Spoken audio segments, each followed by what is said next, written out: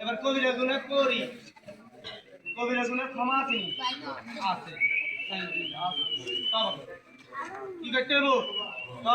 যদি সে তবা না করে তাহলে কি হবো?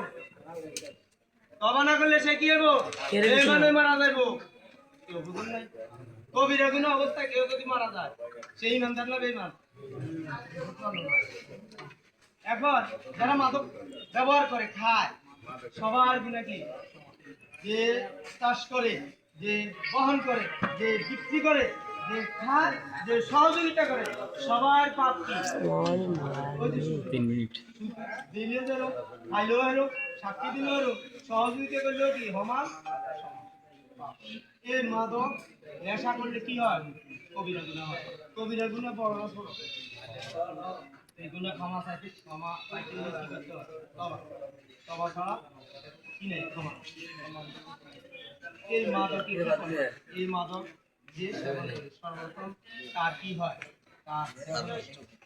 তার এই কি জানি কয় তার ব্রেন নষ্ট হয়, তার কারণে তার আশেপাশ নষ্ট হয়, তার কারণে সমাজ নষ্ট হয়, তার কারণে ফলাফল খারাপ হয়, তার কারণে পরিবেশ যায়, গ্রাম যায়, এটা যায়, সব যায়নি।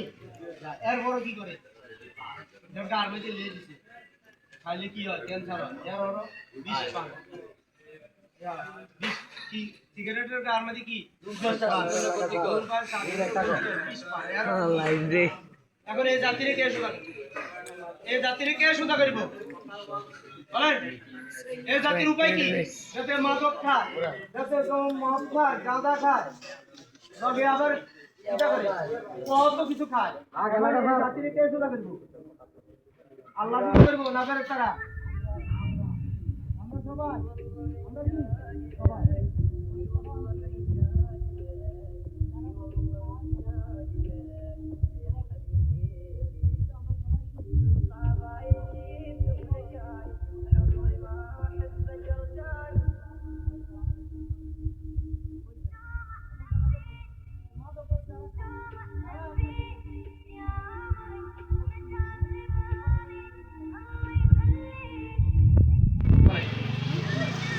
একটা কিছু হয়ে গেছে না?